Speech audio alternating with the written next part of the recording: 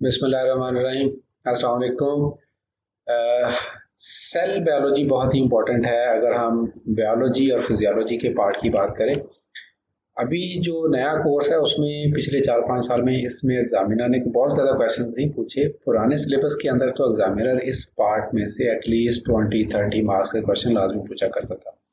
Still ये एक ऐसा टॉपिक है जिसकी रेलेवेंस जो है वो हमेशा साइंस के साथ भी रहेगी और एग्ज़ाम पॉइंट ऑफ व्यू से भी ये बहुत ज़्यादा इम्पोर्टेंट एरिया रहता है। मैं इससे पहले आपके साथ सेल के मुतालिक ओवरऑल एक डिस्कशन कर चुका हूँ। अभी यहाँ पे हम डिस्कस करने जा रहे हैं कि जो आपका सेल है वो इंटरनली किस तरह का होता है, या सेल से जो है वो आप डिफरेंट किस्म के जो उसके इंटरनल फंक्शंस हैं उसको कैसे आप जान पाएंगे कि वो कैसे परफॉर्म करता है। तो अब ब्रीफ टूर ऑफ सेल, हम सेल को देखने जा रहे हैं। तो जितने भी ऑर्गेनिजम्स हैं सबसे पहले आपको ये पता होना चाहिए कि वो सेल्स के बने हुए होते हैं। The basic structure and functional unit of every organism is a cell. और आपके जो सेल्स हैं वो नॉर्मली दो टाइप्स के होते हैं, या तो वो प्रोकैरियोटिक होते हैं या वो आपके यूकैरियोटिक होते हैं। इन दो किस्म के ही आपके सेल हो सकते हैं। अब जो आपके प्रोकैरियोटिक है नाम आप याद रखें। अगर इसके लफ्जी मीनिंग हम देखें, pro mean before and karyon mean nucleus, इनके जिनमें न्यूक्लियस डेवलप नहीं हुआ था दे आर कॉल्ड प्रोकैरियोटिक। और वो नॉर्मली बैक्टीरियल सेल्स ही हैं। और बैक्टीरिया दो डोमेन्स के अंदर उसको डिवाइड किया जाता है, बैक्टीरिया एंड आर्किया का। बाकी जितने भी आपके सेल्स हैं, चाहे वो प्रोटिस्टा है यानी कि प्रोटोजोआ है, फंजाई हैं, एनिमल्स हैं और प्लांट्स हैं, they are all eukaryotic cells. ये बात क्लियर हो जानी चाहिए। सेल स्ट्रक्चर जो है, अच्छा तमाम सेल जो नॉर्मली हम एक डायग्राम देखते हैं ना कि जनाब इस तरह करके सेल की डायग्राम बनाई होती है, ये न्यूक्लियस है जी, ये बाहर सेल में बने हैं और इसके अंदर ये साइटोप्लाज्म है। एक राउंड सी एक हम स्टैंडर्ड डायग्राम बनाते हैं किसी भी सेल की, जो कि अभी आपको मैं आगे अगले पेजेस में दिखाऊंगा। लाजमी नहीं कि सारे सेल एक तरह की हों। सेल की जो शेप है या जो उसका जो स्ट्रक्चर है वो फंक्शन पर डिपेंड करता है। लाइक जिस तरह ये वाला जो सेल है ये न्यूरॉन है, अब ये देखें ये बिल्कुल लंबूतरा सा है। इस तरह ये मसल का सेल है, ये रेड ब्लड सेल है। तो ये तीनों की शेप देखें बिल्कुल डिफरेंट है। तो सेल्स की जो शेप होती है वो उनके फंक्शन पे डिपेंड कर रही होती है। जिस तरह का फंक्शन उन्हें परफॉर्म करना होता है उस तरह की वो शेप अडॉप्ट कर लेते हैं। उसके बाद आपका आ गया जनाब ये यूकैरियोटिक और प्रोकैरियोटिक सेल का एक कंपैरिजन है। यूकैरियोटिक और प्रोकैरियोटिक सेल में बड़ा क्लियर मैं आपको डिफरेंसेस 2-3 बता देता हूँ कि जो यूकैरियोटिक और प्रोकैरियोटिक सेल्स जो हैं उनमें यह कि जो यूकैरियोटिक प्रोकैरियोटिक सेल्स हैं, यूकैरियोट में न्यूक्लियस होता है, प्रोकैरियोटिक सेल के अंदर न्यूक्लियस नहीं होता, बल्कि जो न्यूक्लियर मटेरियल है वो सस्पेंडेड होता है डायरेक्टली सेल के अंदर, वो मेम्ब्रेन बाउंड नहीं होता। ये एक मेजर डिफरेंस है यूकैरियोट प्रोकैरियोट में। लेकिन नॉर्मली एग्जामिनर जो है वो डिफरेंस ही पूछता है, but sometime we can ask कि इनमें सिमिलरिटीज क्या है। तो आपको सिमिलरिटीज भी पता होनी चाहिए। कोई बेसिक कुछ फीचर्स हैं जो इनमें मिलती जुलती हैं। लाइक दोनों में प्लाज्मा मेम्ब्रेन मौजूद होती है, दोनों के अंदर सेमी फ्लूइड सब्सटेंस साइटोसोल मौजूद होता है या जिसको हम साइटोप्लाज्म कहते हैं। क्रोमोसोम दोनों के अंदर मौजूद होते हैं और दोनों के अंदर राइबोसोम भी मौजूद होते हैं। दो के उनके साइज में फर्क होता है। जो प्रोकैरियोट के अंदर राइबोसोम्स होते हैं उनका साइज छोटा होता है और जो यूकैरियोट के अंदर राइबोसोम्स होते हैं उनका साइज ज्यादा होता है। तो लेकिन राइबोसोम दोनों के अंदर मौजूद होते हैं। तो ये दोनों की सिमिलरिटी हो गई। उसके बाद अगर आप डिफरेंसेस की बात करें तो जो प्रोकैरियोट है उसके अंदर कोई न्यूक्लियस नहीं होता। जब इसके अंदर न्यूक्लियस नहीं है तो इसका मतलब है कि यूकैरियोट जो है उसके अंदर DNA in a nucleus that is bounded by membrane. तो इसमें न्यूक्लियस मौजूद होता है, यानी कि जो डीएनए है वो न्यूक्लियस के अंदर मौजूद होता है। नो मेम्ब्रेन बाउंड ऑर्गेनेलिज, इसके अंदर कोई भी मेम्ब्रेन बाउंड ऑर्गेनेलिज नहीं होते। कौन से मेम्ब्रेन बाउंड ऑर्गेनेलिज है? लाइक माइटोकॉन्ड्रिया हो गया, गोल्जी बॉडी हो गई, एंडोप्लाज्मिक रेटिकुलम हो गई, वैक्यूल्स हो गए, ये प्रोकैरियोटिक सेल के अंदर नहीं होते, जबकि ये यूकैरियोटिक सेल के अंदर मौजूद होते हैं। उसके बाद cytoplasm bound by the plasma membrane, cytoplasm जो है वो प्लाज्मा मेम्ब्रेन के अंदर मौजूद होता है। यहाँ पे ये है कि cytoplasm in the region between the plasma membrane and nucleus. क्योंकि थोड़ी सी एक आपको डिफरेंस बता देता हूँ कि जब हम यूकैरियोटिक सेल में की बात करते हैं तो हम कहते हैं कि सेल मेम्ब्रेन के अंदर जो सारा कुछ है वो सॉरी उसको हम प्रोटोप्लाज्म कह देते हैं। सेल मेम्ब्रेन के अंदर जो कुछ भी है दैट इज कॉल्ड प्रोटोप्लाज्म। अब प्रोटोप्लाज्म जो है that is consist of two things, वो दो चीजों पर मुश्तमिल होता है। एक उसमें न्यूक्लियस और दूसरा उसमें साइटोप्लाज्म, ये दो चीजें उसके अंदर आ गई। जबकि यूकैरियोटिक सेल के अंदर क्या होता है कि अंदर न्यूक्लियस तो है ही नहीं, तो सेल मेम्ब्रेन के अंदर जो कुछ भी मौजूद है वो सारे का सारा ही आपका साइटोप्लाज्म ही कहलाएगा। तो यहाँ पे साइटोप्लाज्म कौन सा है, मेम्ब्रेन के और न्यूक्लियस के दरमियान जो कुछ मौजूद है वो साइटोप्लाज्म है। तो ये थोड़ा सा इनके अंदर फर्क है प्रोकैरियोटिक वर्सेस यूकैरियोटिक सेल के अंदर। तो ये 2 नंबर का कहीं पे डिफरेंस आपको आ सकता है अगर एग्जामिनर आपसे पूछते, you must have an idea कि प्रोटोप्लाज्म प्रोकैरियोट और यूकैरियोटिक सेल के अंदर क्या डिफरेंस है। Then comes the overall view of a cell, एक सेल का। अच्छा, सेल जो है वो प्लांट सेल और एनिमल सेल में डिफरेंस होता है, लेकिन यहाँ पे हम एक आपको एनिमल सेल की डायग्राम ही शो कर रहे हैं। तो बड़ा धीरे से मेरे साथ पहले आप इसको समझ लें, बड़ी आसानी के साथ ऐसा ऐसा करके मैं छोटे छोटे पॉइंट्स पहले आपको एक बेसिक आइडिया दूंगा।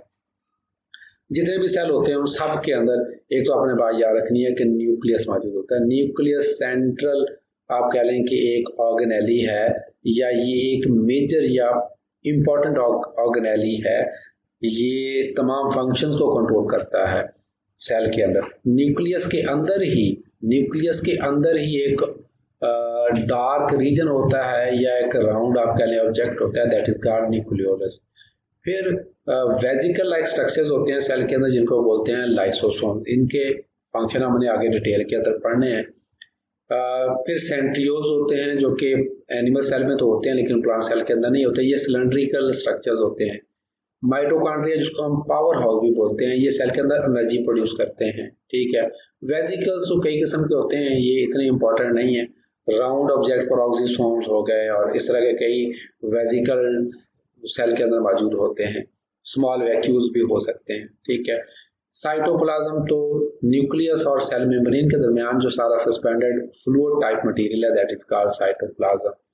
अच्छा, साइटोस्केलेटन क्या है? ये एक नेटवर्क, एक जाल होता है फिलामेंट्स का, माइक्रोट्यूब्यूल्स का, जो सेल को एक खास शेप देता है, उसको बोलते हैं साइटोस्केलेटन। जैसे कि नाम से ज्यादा है, सेल का स्केलेटन, सेल इसके सहारे एक अपनी खास शेप को बरकरार रखता है। फिर है smooth endoplasmic reticulum. Endoplasmic reticulum 2 तरह की है, देखिए, एक है रफ एंडोप्लाज्मिक रेटिकुलम और एक है आपकी स्मूथ एंडोप्लाज्मिक रेटिकुलम। दोनों में थोड़ा डिफरेंस होता है, दोनों के फंक्शन में फर्क होता है और ऑब्वियसली इनकी अपीयरेंस स्ट्रक्चर में भी फर्क होता है। स्मूथ देखें बिल्कुल आपको साफ नजर आ रही है और जो रफ है उसमें देखें आपको ये छोटे छोटे दाने नजर आ रहे हैं, ये बने हुए, ठीक है। तो वो जो छोटे छोटे दाने हैं, बीड्स हैं, दे आर एक्चुअली राइबोसोम्स। तो ये रफ एंडोप्लाज्मिक रेटिकुलम और स्मूथ एंडोप्लाज्मिक रेटिकुलम। अच्छा, जो छोटे छोटे दाने मैंने बताया था क्या है, राइबोसोम, तो ये राइबोसोम्स भी हो गए इसके अंदर।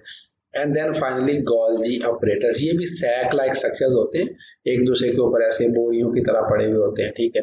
These are called Golgi apparatus. तो फर्स्ट ऑफ ऑल बहुत तेजी नहीं करनी, जिनका साइंस का बैकग्राउंड नहीं है, ऐसा ऐसा पहले तो आपको यू गेट एक्वेंटेड विद, इनके साथ थोड़ा क्या कहते हैं आप आशनाई बनाएं पहले कि ये चीजें हैं क्या, थोड़ा पहले आपको आइडिया चाहे हो। और एक बात और आपने याद रखनी है कि सेल की डायग्राम मस्ट बनानी है। पेपर के अंदर अगर आपको ये क्वेश्चन आ जाए और अगर आप डायग्राम नहीं बनाएंगे तो आपको मार्क्स नहीं मिलेंगे, ये आपने, और ये डायग्राम बनाना बहुत ही ईजी है, it's not a big deal.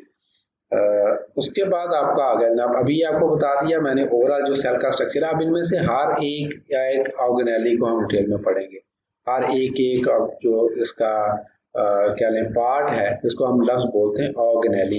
हर एक ऑर्गेनेली को हम ऑर्गेन से या ऑर्गेनेली, ठीक है, उसको हम डिटेल में हम यहाँ पे पढ़ेंगे। तो जनाब सबसे पहले आपका आ गया cell nucleus. The nucleus is a highly specialised organelle that serves as the information and administrative centre of the cell.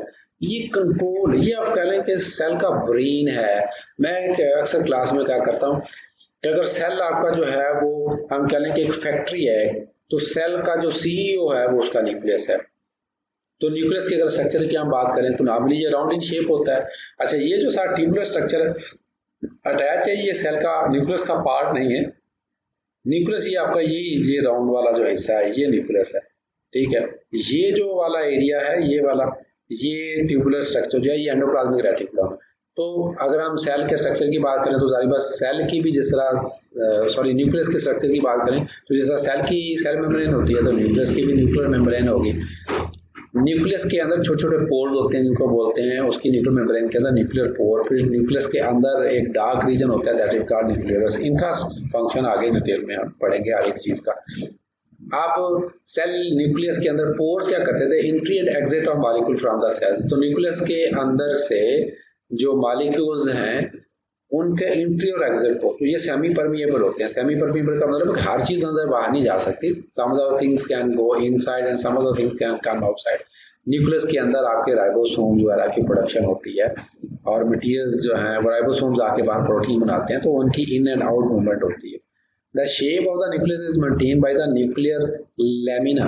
इसके अंदर आप कह लें जिस तरह साइटोस्केलेटन है इसी तरह इसके अंदर न्यूक्लियर लेमिना होता है। ये प्रोटीन के फाइबर्स होते हैं, ये न्यूक्लियस की शेप को इंश्योर करते हैं कि उसकी एक खास शेप बनी रहे। In the nucleus DNA and protein form genetic material called chromatin. अच्छा, जो आपका न्यूक्लियस है उसके अंदर आपका जो जेनेटिक मटेरियल है, अच्छा ये तो आपको होपफुली पता ही होगा कि आपका जो जेनेटिक मटेरियल है वो एक्चुअली दो किस्म का होता है। या तो वो डीएनए होता है या आरएनए होता है, लेकिन इंसानों के अंदर जो हमारा जेनेटिक मटेरियल है वो मेनली डीएनए है। देयर आर सर्टेन मटेरियल जिनका जेनेटिक मटेरियल क्या होता है, आरएनए होता है। तो डीएनए मिलकर आपका क्रोमेटिन बनाता है, क्रोमेटिन मिलकर फिर आपका आगे क्रोमोसोम बनाता है। ठीक है, ये आपका आगे फिर क्रोमोसोम बनाएगा। So you people have a good idea about this one. Chromatins condense to form discrete chromosome. ये आगे यही बात आगे।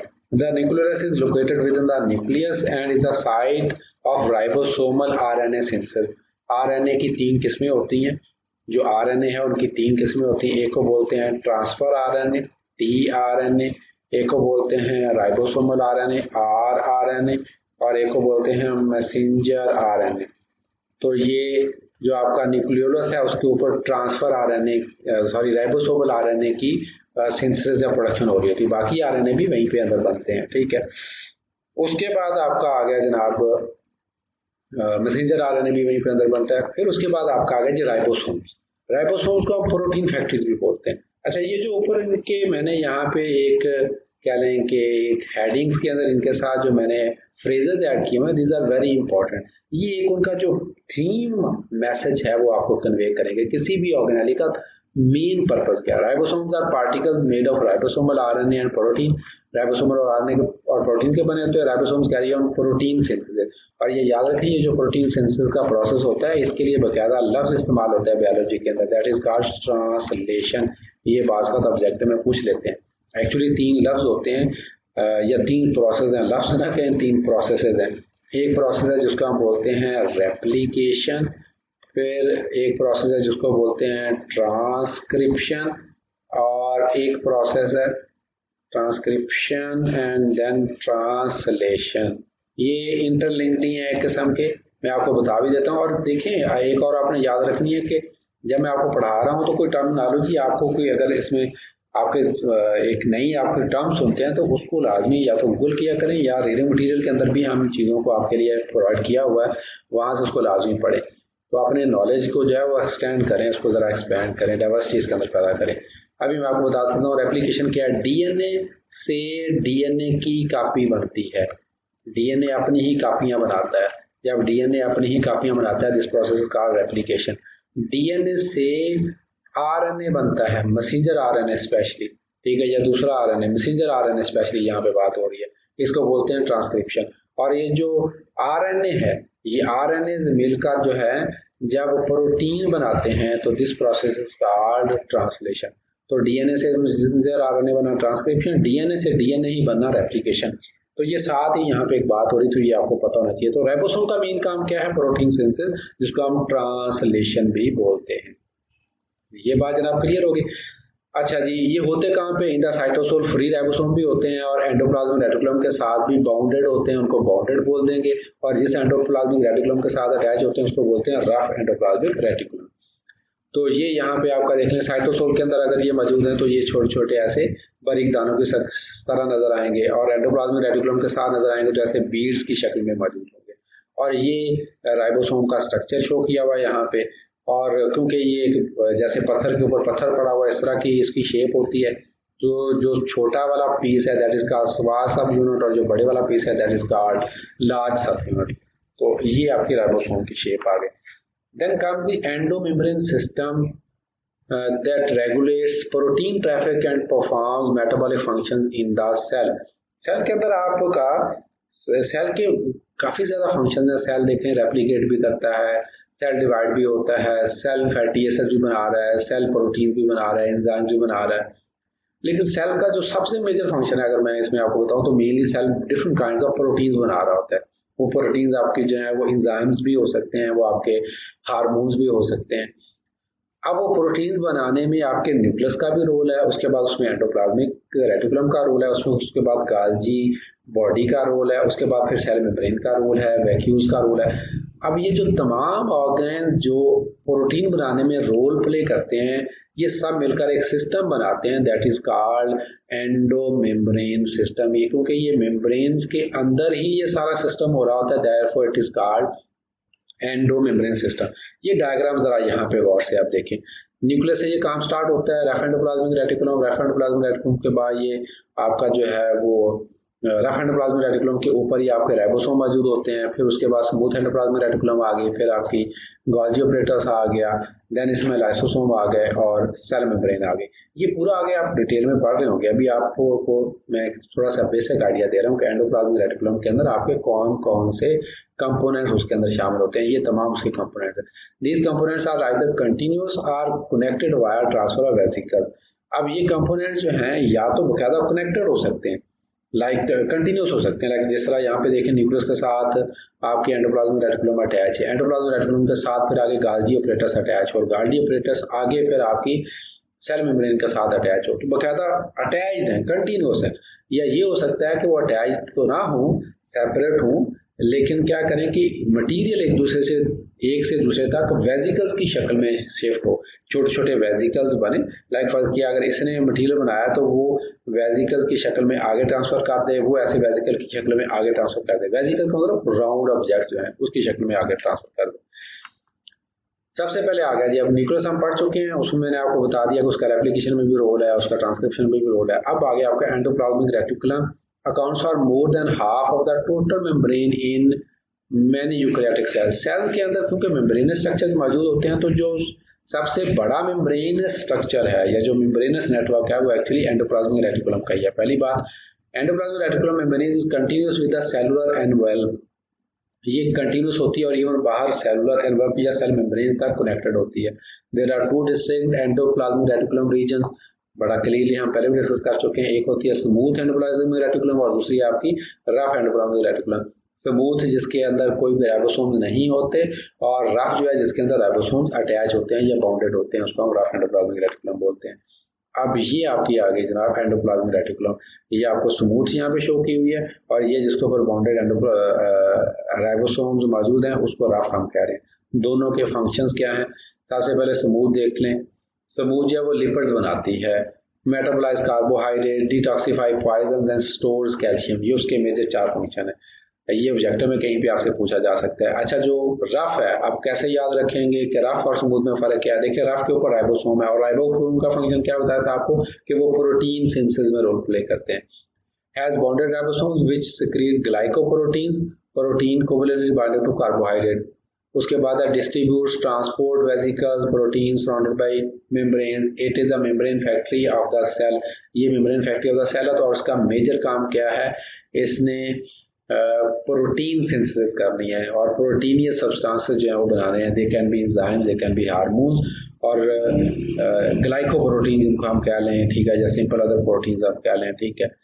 उसके बाद आपके आ गया जनाब नेक्स्ट एंडोमेम्ब्रेन सिस्टम की। जब हम बात करते हैं, प्रोटीन एंडोप्लाज्मिक रेटिकुलम ने बना दिए, अब वो उनको सेल से बाहर आपने ट्रांसपोर्ट करना है। तो किस तरह से ट्रांसपोर्ट करना है? एंडोप्लाज्मिक रेटिकुलम तो प्रोटीन बनाया जाता है और शॉर्ट टर्म के लिए उसको स्टोर भी कर लेता है, लेकिन जो प्रोटीन्स का मेन शिपिंग और स्टोरेज का काम है वो आपका किसका है? वो गाल्गी ऑपरेटर्स का है। शिपिंग एंड रिसीविंग सेंटर, या इवन इसको आप स्टोर भी कह लें, ये स्टोरेज सेंटर भी है, ठीक है। ये प्रोटीन्स को क्या करेगा? फॉर टाइमिंग स्टोर भी करता है, और इवन उनको मॉडिफाई भी करता है, ठीक है। ये आप ऐसे कह लेंगे जिस तरह फैक्ट्री के अंदर से कोई चीज बन के निकली है, तो आइसक्रीम ही है, ठीक है। आइसक्रीम प्लांट से जब बन के निकलती है तो वो थोड़ी लिक्विड सी शक्ल में होती है, मतलब जेली टाइप होती है। उसको डब्बे शब्बे में पैक करके ना फिर उसको कोल्ड रूम में भेजा जाता है, जिसका टेम्परेचर -40 डिग्री सेंटीग्रेड तक होता है। उस कोल्ड रूम का मकसद क्या होता है कि आइसक्रीम को सही तरह हार्ड किया जाए, सख्त किया जाए, बिल्कुल। तो ये आइसक्रीम की जो मैंने एग्जांपल दी, तो यहाँ पे याद रखें कि आइसक्रीम आप समझ लें प्रोटीन है, तो प्रोटीन बनी आपकी प्रोडक्शन हाल के अंदर, फिर उसको हवाले कर दिया गया कोल्ड रूम के कि उसको मॉडिफाई करके हार्ड करके इस फॉर्म में बना दिया जाए कि इसको बाहर भेजा जा सके, शॉप्स पे मार्केट के अंदर सेल किया जा सके। इसी तरह जो भी एंजाइम बनते हैं वो आपके एंडोप्लाज्मिक रेटिकुलम पे बनते हैं। गाल्गी ऑपरेटर्स का काम क्या होता है कि उसके अंदर थोड़ी बहुत मॉडिफिकेशन करना, फिर उसको पैक करना और पैक करके उसको फिर आगे क्या करना है, सेंड करना या ट्रांसफर करना जो उसकी डेस्टिनेशन है उस तरफ, ठीक है। The Golgi operator consist of flattened membranous sacs called cistern. The function of Golgi operators क्या है, modify products of the endoplasmic reticulum, देखें पहला ही फंक्शन, उसको मॉडिफाई करेंगे, मैन्युफैक्चर सर्टेन मैक्रोमोलेक्यूल, और इवन बात कर कुछ उसमें एडिशन भी कर रहे होते हैं थोड़ा बहुत, लाइक एक प्रोटीन है, उसके साथ प्रोटीन बन के आ गया तो उसके साथ कोई ग्लाइकोजन का पार्ट अटैच करना है या उसके साथ कोई लिपिड का पार्ट अटैच करना है, लाइपोप्रोटीन बनानी है, तो वो एंडोप्लाज्मिक रेटिकुलम में नहीं हो रहा होता, वो आपका गाल्गी ऑपरेटर्स में हो रहा होता है। Sorts and package material into transport vesicle, तो मटेरियल को सॉर्ट करना है, फिर उसको पैक करना है और ट्रांसपोर्ट वेजिकल्स की शक्ल में उनको बना के रख लेना है ताकि उसको आगे वेजिकल्स की फॉर्म के अंदर ट्रांसपोर्ट किया जा सके। तो ये देखें, ये आपका जो है सिस, इसकी बकायदा जो एंडोप्लाज्मिक रेटिकुलम है उसकी साइड्स होती है, ये सिस साइड मतलब receiving side of Golgi operators, यहाँ से मटेरियल रिसीव होगा, उसको अंदर यहाँ पे मॉडिफाई किया जाएगा और पैक किया जाएगा, पैक करके फिर ये वेजिकल की शक्ल में आगे भेज दिया जाएगा। तो transfer shipping side of the Golgi operator, बकायदा उसकी शिपिंग साइड भी है। और ये देखिए ये स्टैक्स की शक्ल में होती है, स्टैक्स एक दूसरे के ऊपर जैसे पड़े हुए होते हैं, तो दैट इज योर गाल्गी ऑपरेटर्स। और ये गाल्गी एक साइंटिस्ट है, उसकी नाम पे इसको गाल्गी ऑपरेटर्स या गाल्गी बॉडी कहा जाता है। The next object is lysosome. अच्छा, lyso mean break down and soma mean body, ये लफ्जी मतलब अगर आप याद रखेंगे तो आपके लिए आसान हो जाएगा। लाइजो मीन टू ब्रेक करना किसी चीज को, and soma mean body, Soma का मतलब है बॉडी, मतलब बॉडी के अंदर कोई भी चीज या कोई ऑब्जेक्ट है उनको ब्रेक करना लाइजोसोम का मेन फंक्शन है। ये भी वेजिकल फॉर्म में ही होते हैं, राउंड शक्ल में ही होते हैं लाइजोसोम वगैरह, जिस तरह ये आपके शो किए हुए हैं, ठीक है। Lysosome is a membranous sac of hydrolytic enzymes. इसके अंदर होता क्या है, लाइसोसोम के अंदर एंजाइम्स मौजूद होते हैं दैट कैन डाइजेस्ट मैक्रोमोलेक्यूल्स। आपकी बॉडी के अंदर कोई ऐसा फॉरेन पार्टिकल आ गया, ये अपना फूड भी आ गया, तो इनके अंदर एंजाइम्स होते हैं जो कि आपके फॉरेन पार्टिकल्स को, फूड को या डिफरेंट ऑब्जेक्ट्स को जो अगर बॉडी के अंदर दाखिल होते हैं उसको डाइजेस्ट करने में या ब्रेक करने में उसकी क्या करते हैं, हेल्प करते हैं। Lysosome enzyme can hydrolyse proteins, fats, polysaccharides and nucleic acid, तो these are all our food nutrients, इनको हाइड्रोलाइज इनके ब्रेक करने में हेल्प करते हैं। Some types of cells can engulf another cell by phagocytosis, this forms food vacuole, कुछ cell जो हैं वो अदर सेल्स को इंगल्फ भी कर सकते हैं। बात का ऐसा होता है कि आपके बॉडी को अगर फूड अवेलेबल नहीं है तो आपके जो सेल्स हैं अपने सेल्स को खाना शुरू कर देते हैं, तो that process is also called phagocytosis. The lysosome fuses with the food vacuole and digest the molecule. अब यहाँ पे देखें, ये आपका फूड वैक्यूल कोई आया, उस फूड वैक्यूल के साथ आपका लाइसोसोम मिक्स हो गया, लाइसोसोम ने जाके उसको क्या करना है, आगे फूड मटेरियल जो है उसको ब्रेक कर देना है, ब्रेक करके उसको ऑब्वियसली बाहर रिलीज कर देना है या जो भी उसका डेस्टिनेशन साइट है उस पर भेज देना है। Lysosome also use enzyme to recycle cell's own organelles and macromolecules, a process called autophagy. ये सेल्स के अपने ही जो मटेरियल है उसको भी ये इनगल्फ करते हैं, तो उसको ऑटोफेजी बोलते हैं। खुद को ही, ऑटो मीन खुद को, फेजी मीन खाना या इनगल्फ करना। तो लाइसोसोम्स आपके राउंड पार्टिकल्स हैं, उनका फंक्शन बड़ा आपको क्लियर हो गया। Then call the vacuoles. Vacuole जो है वो there are of various kinds, जो आपके बॉडी के अंदर फूड को भी स्टोर कर सकते हैं, तो they are called food vacuoles. ये ऐसे भी हो सकते हैं जो कि अदर देन फूड कुछ मटेरियल स्टोर करेंगे, लाइक वाटर को स्टोर कर सकते हैं, ठीक है, कंट्रैक्टर वैक्यूम को कहेंगे। फिर आपकी बॉडी के अंदर जिस तरह जो प्लांट्स हैं उनके अंदर जो है एक सेंट्रल वैक्यूल होता है जो एक्स्ट्रा फूड को या जो प्लांट फूड बना रहा होता है उसको या ऑर्गेनिक कंपाउंड्स को या वाटर को, डिफरेंट ऑर्गेनिक्स को क्या करता है उसके अंदर स्टोर करता है। अच्छा, जो वैक्यूल्स हैं, एक बात याद रखें कि प्लांट और एनिमल सेल के अंदर वैक्यूल का बड़ा क्लियर डिफरेंस है। प्लांट सेल जो है उनके सेंटर में एक बड़ा लार्ज वैक्यूल होता है। प्लांट सेल नॉर्मली हम ऐसे रेक्टेंगुलर शेप का बनाते हैं। प्लांट सेल के अंदर सेंटर में एक बड़ा वैक्यूल होता है, जबकि एनिमल सेल के अंदर हमेशा छोटे छोटे वैक्यूल मौजूद होते हैं, बड़ा लार्ज वैक्यूल नहीं होता। ये एक मेजर डिफरेंस है प्लांट और एनिमल सेल का। प्लांट सेल और फंगल सेल्स में है वन और सेवरल वैक्यूल्स। एनिमल सेल में भी होते हैं लेकिन छोटे स्मॉल वैक्यूल्स मौजूद होते हैं। अब ये आपको एक प्लांट सेल दिखाया हुआ है, यहाँ पे देखते हैं कि ये सेंटर के अंदर आपका एक मेजर बड़ा लार्ज वैक्यूल है। अच्छा, इस वजह से क्या होता है कि ये जब डिफरेंस हम करते हैं प्लांट और एनिमल सेल का, तो यहीं पे याद रखिएगा कि प्लांट सेल के अंदर एक सेंट्रल वैक्यूल है, तो जिसकी वजह से जो आपका न्यूक्लियस है वो एक साइड पे या पेरिफेरी पे मूव हुआ है। ये देखें, एनिमल सेल के अंदर न्यूक्लियस बिल्कुल सेंटर के अंदर मौजूद होता है, तो ये भी एक डिफरेंस बताया जाता है। अच्छा, ये डायग्राम भी बड़ी मजे की है, ये आप डायग्राम को भी जरा गौर से देखें। एनिमल सेल और प्लांट सेल के डायग्राम में फर्क भी जरा आप देख लें।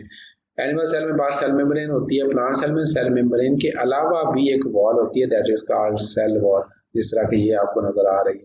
ठीक है, एनिमल सेल में तो सिर्फ प्लाज्मा मेम्ब्रेन या जिस तरह कहते हैं सेल मेम्ब्रेन होती है। फिर आपका जो प्लांट सेल है उसमें क्लोरोप्लास्ट होते हैं जो कि एनिमल सेल के अंदर नहीं होते। फिर उसके अलावा इसमें और मेजर क्या डिफरेंस है, ये प्लाज्मोडेस्माटा वगैरह हो गया, ये कनेक्टिंग चैनल्स होते हैं सेल वॉल के अंदर, जो कि ऑब्वियसली प्लांट एनिमल सेल में तो सेल वॉल होती नहीं है। तो ये एक साथ में छोटा सा आपको डिफरेंस बताया, लेकिन अभी हम मेन पॉइंट पे हम रहते हैं, ऑर्गेनेलिज जो है हमारे, उन्हीं को हम डिस्कस कर रहे हैं। देन आ गया जनाब आपका, अभी जो आपके एंडो मेम्ब्रेन या स्ट्रक्चर्स थे वो फिनिश हो गए हैं। अब हम पढ़ने लगे हैं और जो हमारे ऑर्गेनेलिज हैं, जिसमें बड़ा ही इंपॉर्टेंट है आपका एक माइटोकॉन्ड्रिया और दूसरा है क्लोरोप्लास्ट। ठीक है, इनका मेन काम है ये एनर्जी को रिसीव करते हैं और एनर्जी को डिफरेंट फॉर्म्स के अंदर क्या चेंज करते हैं। ठीक है, mitochondria the size of cellular respiration, हमारी बॉडी के अंदर जो रेस्पिरेशन होती है, जो ग्लूकोज का ब्रेक डाउन होता है, वो सेल्स के अंदर माइटोकॉन्ड्रिया के ऊपर होता है। और जो आपका ग्लूकोज है वो ये इक्वेशन आपको C6H12O6 प्लस 6O2 ऑक्सीजन की मौजूदगी के अंदर ये change into 6CO2 plus 6H2O plus ATP, ये दिस प्रोसेस का सेलुलर रेस्पिरेशन। तो ये प्रोसेस सेल के अंदर हो रहा होता है और कहाँ पे हो रहा होता है, माइटोकॉन्ड्रिया के अंदर हो रहा होता है। तो ये ATP क्या है, ये एनर्जी मॉलिक्यूल्स है, ये रिलीज हो रहे होते हैं, जिसको एनिमल सेल जो जिसको यूटिलाइज कर रहा होता है। ठीक है, chloroplast found in plants and algae only and are the साइज फॉर फोटोसिंथेसिस। फोटो मीन क्या है, पौधे जो हैं या जो प्लांट्स है, जितने भी ग्रीन प्लांट्स है या एल्गी हैं, they produce their food with the help of chloroplast. ये ग्रीन पिगमेंटेड वेजिकल्स होते हैं जिनमें ग्रीन पिगमेंट होता है, जिसकी वजह से वो अपना फूड बनाते हैं। फूड बनाने का जो है उसकी भी बाकायदा मजे की बात है। ये इसकी इस इक्वेशन को अगर आप उल्ट करते हैं ना, ये जो सेलुलर रेस्पिरेशन वाली है, तो ये आपकी फूड की सिंथेसिस की इक्वेशन बन जाती है, लेकिन यहाँ पे आपका उसको याद करने की जरूरत नहीं है। फिर इसी तरह प्रोक्सिसोम भी होते हैं सेल्स के अंदर, जिनको जो ऑक्सीडेटिव ऑर्गेनेलिज हैं जो ऑक्सीडेशन करते हैं।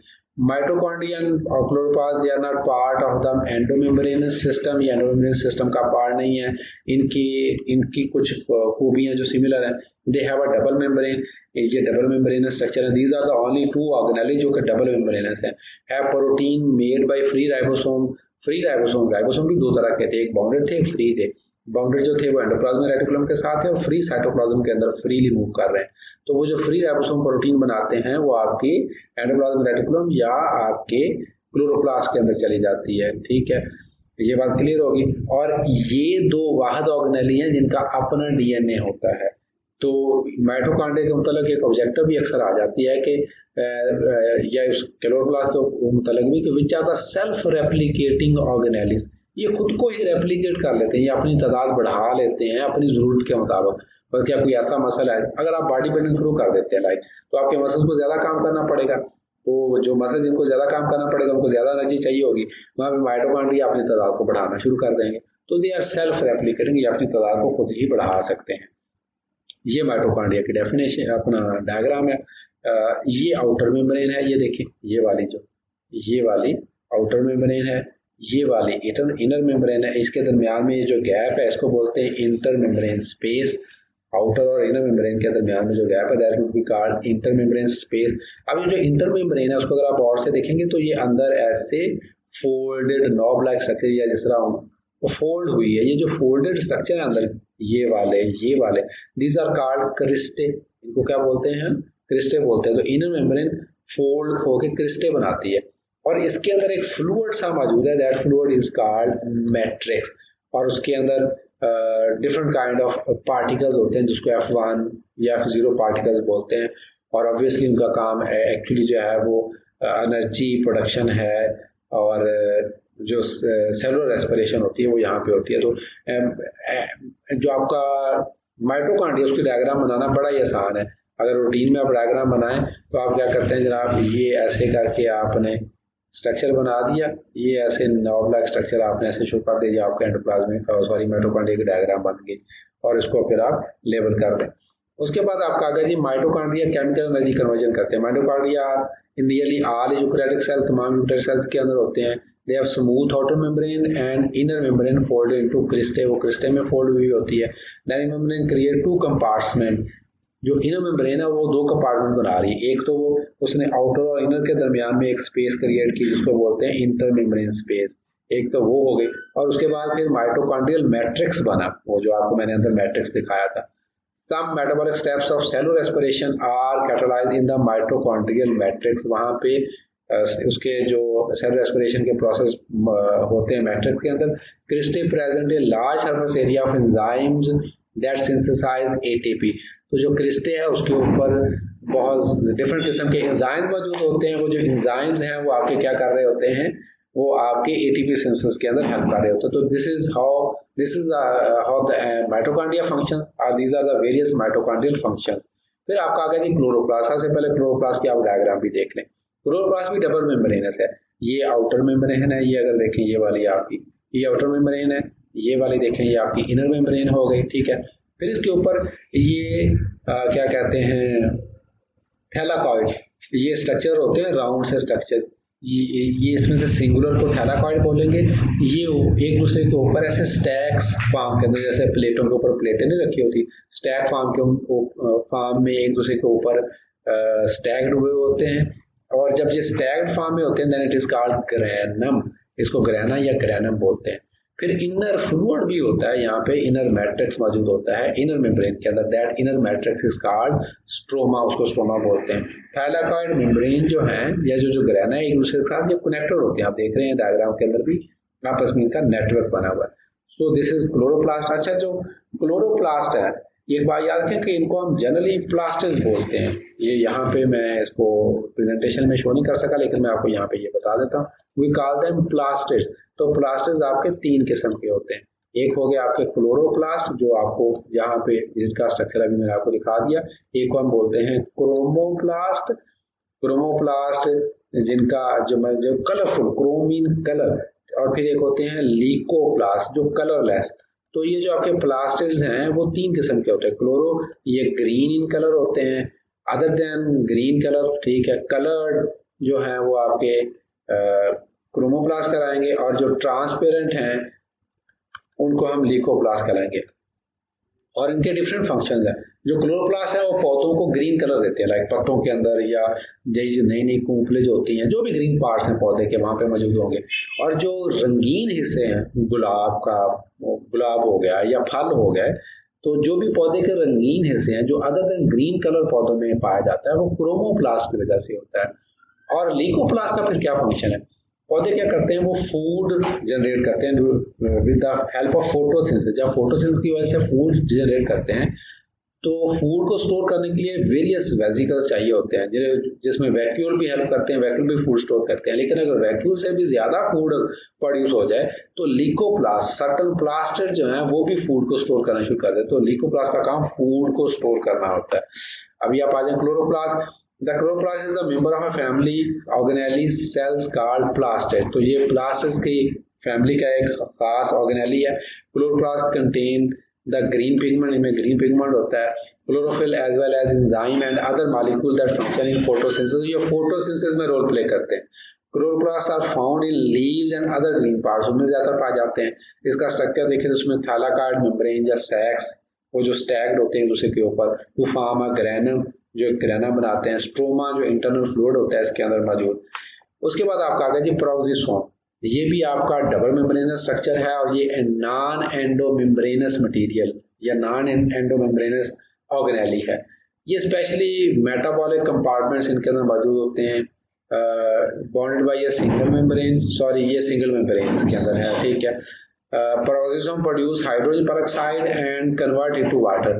पेरोक्सिसोम क्या करते हैं कि ये हाइड्रोजन पेरोक्साइड प्रोड्यूस करते हैं और उसको फिर वाटर में कन्वर्ट करते हैं। Oxygen is used to break different types of molecules. इनके अंदर ऑक्सीजन जो होती है जब वो ऑक्सीडेटिव, ऑब्वियसली इसका जो काम है वो ऑक्सीडेटिव ब्रेक डाउन है डिफरेंट मटेरियल्स का।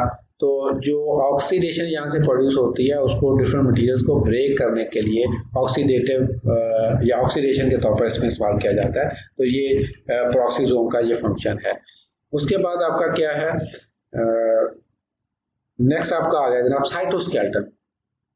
साइटोस्केलेटन क्या है, ये डायग्राम के अंदर इधर आप देखिए, प्लाज्मा मेम्ब्रेन तो हम पहले पढ़ चुके हैं, एंडोप्लाज्मिक रेटिकुलम पढ़ लिया हमने, राइबोसोम भी पढ़ लिया, माइटोकॉन्ड्रिया भी पढ़ लिया। अच्छा, अब उसके अलावा तीन चीजें आपको नजर आ रही हैं, देखिए इंटरमीडिएट फिलामेंट्स, माइक्रोट्यूब्यूल्स, माइक्रोफिलामेंट। ये जो तीन चीजों को मैंने किया है, ये देखिए इंटरमीडिएट फिलामेंट्स, ये जो वाले, ये देखें ये वाले, इन्होंने एक बकायदा पूरा नेटवर्क बनाया हुआ है। इस तरह ये माइक्रोट्यूब्यूल्स देखें, ये माइक्रोट्यूब्यूल्स हो गए आपके, फिर यहाँ पे ये देखें माइक्रोफिलामेंट्स हो गए। अब इनका काम क्या है, ये जो माइक्रोट्यूब्यूल्स माइक्रोफिलामेंट्स, इन्होंने क्या किया हुआ है, सेल के अंदर पूरा एक नेटवर्क बनाया हुआ है और सेल को एक खास शेप दे रहे हैं। सेल कोलैप्स नहीं हो पाता, सेल का खास स्ट्रक्चर उसका शेप बनाने में ये रोल प्ले करते हैं। So therefore these are called cytoskeleton, इनको साइटोस्केलेटन कहा जाता है। Cytoskeleton is a network of fibers that organize structures and activity in the cell. Structure और activity दोनों को। The cytoskeleton is a network of fibers extending throughout the cytoplasm. It organizes the cell structure and activities. अब उसमें कौन कौन से हैं, microtubules, microfilaments and intermediate filaments, ये तीन चीजों पर क्वेश्चन देते हैं। तो इसका मेन फंक्शन ऑब्वियसली स्ट्रक्चर बनाना और एक्टिविटीज को अरेंज करना ही है, इससे ज्यादा इसका कोई रोल नहीं है। अब उसके बाद आ गया role of the cytoskeleton, support mobility and regulation. The cytoskeleton help to support the cell and maintain its shape, आपको पहले बता चुका हूँ। It interacts the motor proteins to produce motility. Some cells move as well, कुछ cell जिस तरह bacteria का cell है वो मूव करता है, अमीबा का सेल है वो मूव करता है, जो यूनिसेलुलर सेल्स है वो मूव करते हैं, तो उनकी मूवमेंट में भी साइटोस्केलेटन जो है वो आपका रोल प्ले करेगा।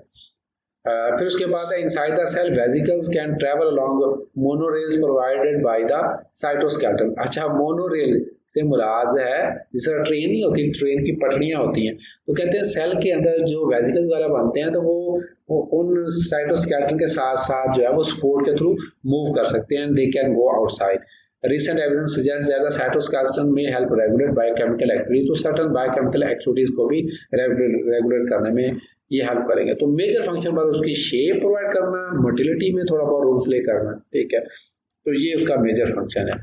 उसके बाद components of the cytoskeleton, the three main component जो कि पहले आप पढ़ चुके हैं, यहाँ पे थोड़ा डिटेल में बताया हुआ है। Microtubules are the thickest of the three components, ये सबसे ज्यादा जो मोटे होते हैं वो माइक्रोट्यूब्यूल्स होते हैं आपके।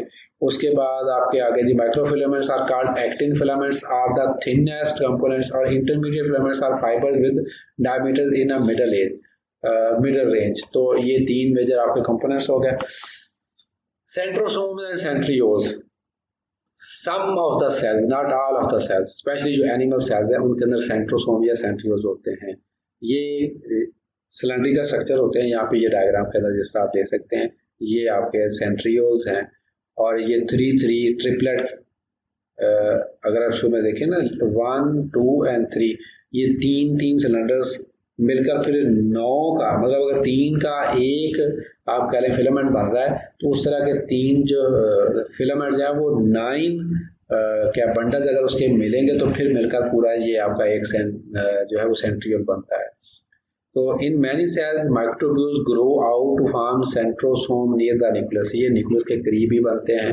The centrosome is a microtubule organising centre, microtubule organising centre है। यहाँ पे आप ये कह लें कि माइक्रोट्यूब्यूल्स को ऑर्गेनाइज करते हैं, या जब सेल डिवाइड होता है तो ये स्पिंडल फाइबर्स वगैरह भी बनाते हैं। एनिमल सेल के अंदर ये मौजूद होते हैं।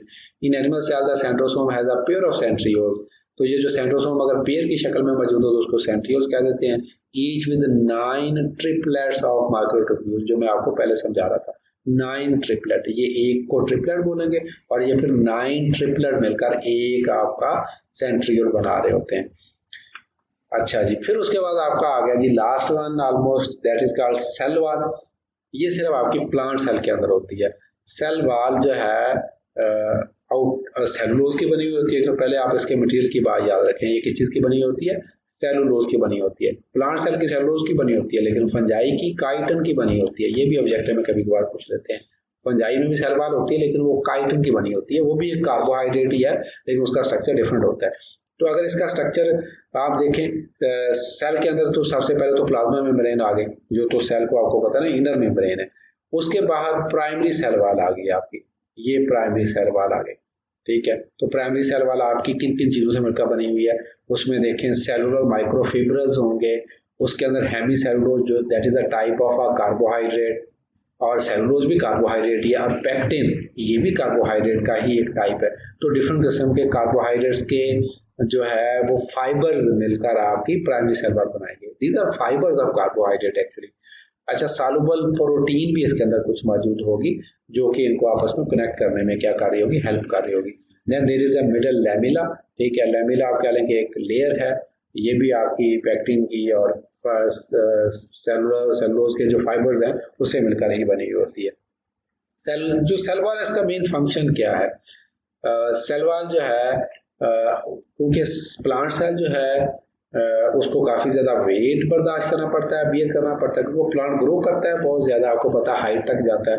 तो प्लांट सेल इतना ज़्यादा वेट जो है उसको बियर कर सके, टू बियर दैट वेट, उसमें क्या होता है कि सेल मेम्ब्रेन के बाहर एक और एक्सटर्नल लेयर मौजूद होती है, एक एक्सटर्नल वॉल मौजूद होती है, that is called cell wall. तो इससे रिजिडिटी आती है, पहली चीज़ ये शेप देता है उसको, दूसरी चीज़ फिर उसके बाद ये सपोर्ट भी प्रोवाइड करता है, तीसरी चीज़, ठीक है। तो ये 3-4 इसके मेजर फंक्शन है आपके सेल वॉल के।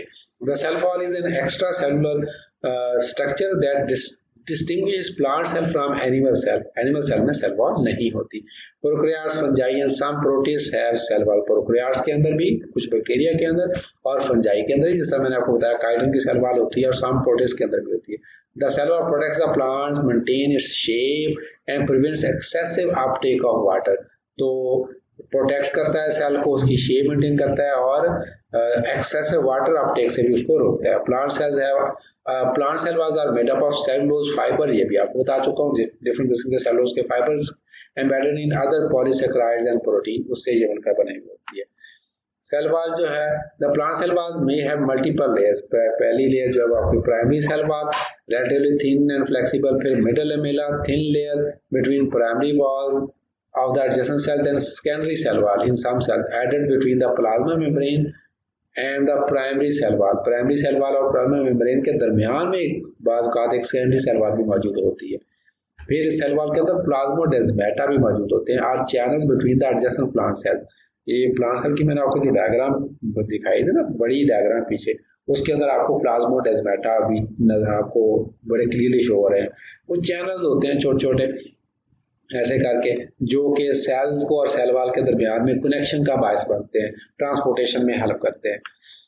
Plasmodesmata are channels that perforate का मतलब ये ओपनिंग है, वॉल्स हैं, पोर्स हैं, प्लांट सेल वॉल्स को परफोरेट करते हैं। Through plasmodesmata water and small solutes like minerals वगैरह जो पानी पौधे को चाहिए होते हैं, वो इसमें से आर पार मूव कर सकते हैं। Some proteins can pass from cell to cell.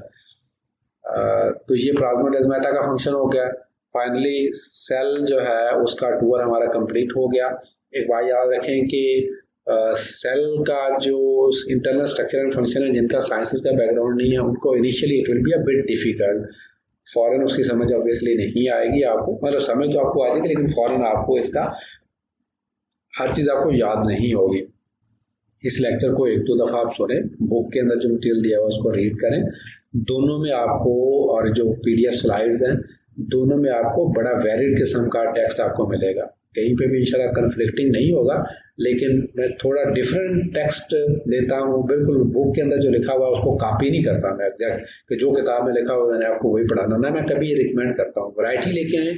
जब आपके मटेरियल में वैरायटी होती है तो उससे आपको अच्छे नंबर मिलते हैं, ये हमेशा आप याद रखें। अगर आप डिट्टो जो मैंने किताब में लिखा हुआ है सारे वही कॉपी करेंगे तो एग्जामिनर सबको एवरेज 70% 60% मार्क्स दे देगा। लाइक अगर 10 मार्क्स का क्वेश्चन है तो वो 6-7 सबको दे देगा, कभी भी 9-10 नंबर उसमें से नहीं देगा। 9-10 नंबर तभी वो देगा अगर आपका टेक्स्ट जो है वो बाकी से थोड़ा डिफरेंट होगा, आपकी प्रेजेंटेशन बेहतर होगी।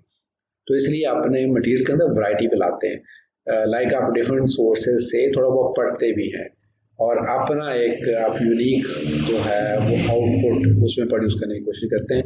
तो आज के लिए अभी इस लेक्चर के लिए इतना ही, इंशाल्लाह मिलते हैं नए लेक्चर के साथ। ये वाला चैप्टर हमारा खत्म हो चुका है सेल बायोलॉजी वाला, क्योंकि इसके अंदर एक ही मेजर ये इंपॉर्टेंट टॉपिक है, सेल बायोलॉजी के अंदर सेल स्ट्रक्चर और सेल ऑर्गेनेलिस।